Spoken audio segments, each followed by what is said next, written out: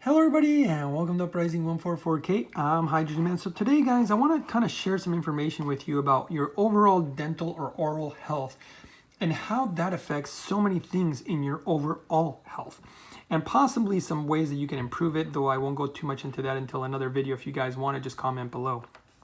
But let me just show you this because a lot of people just really don't know about this information.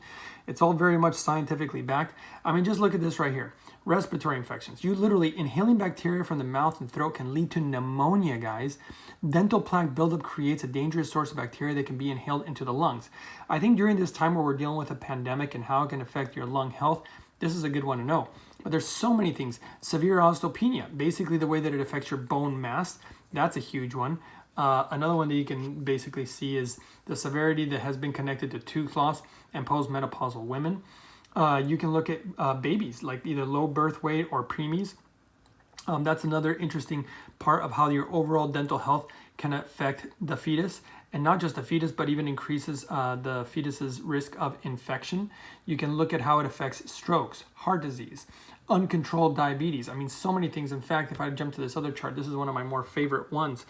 Just look at the way that it affects Alzheimer's right here. Tooth loss and gum disease increase the risk of Alzheimer's disease, guys.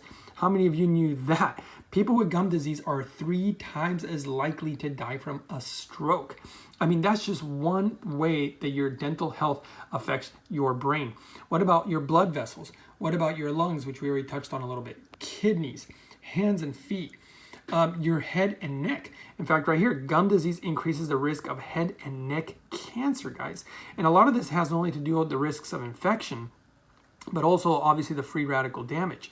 So another one that's interesting, this is one of my more favorite ones because the Japanese are the ones who discovered this a long time ago, that cavities are caused by acid-loving bacteria, often spreading from the parents sharing food with their children and even from 2 people kissing. So this is interesting too. In fact, recently the Japanese discovered a correlation just between the bacteria in the mouth and cancer, which obviously we can see a little bit of here. In fact, if you jump over to here, women who have gum disease have an increased risk of breast cancer, but there's more information coming out about just overall cancer in general.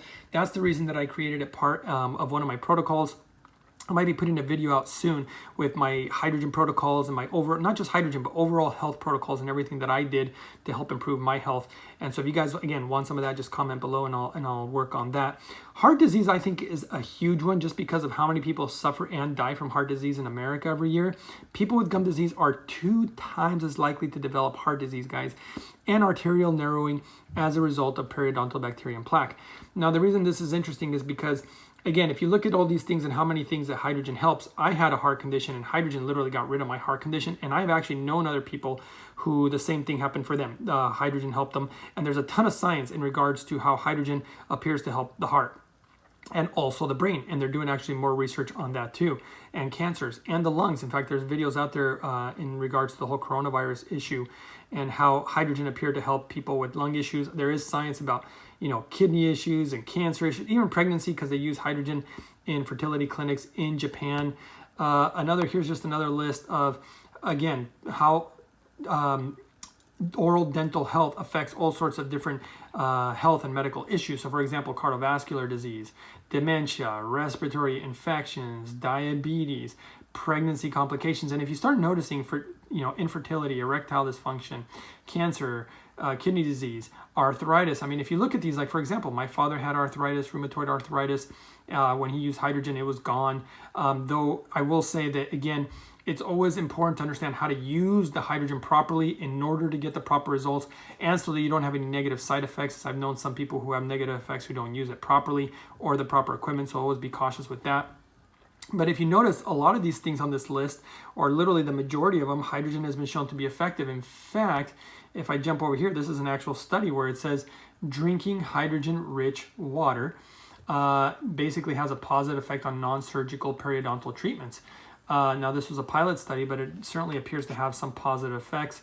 And I've seen other studies, not just this one, that actually has, a positive effect on how hydrogen can help, not just with overall dental health, but just overall health issues in general.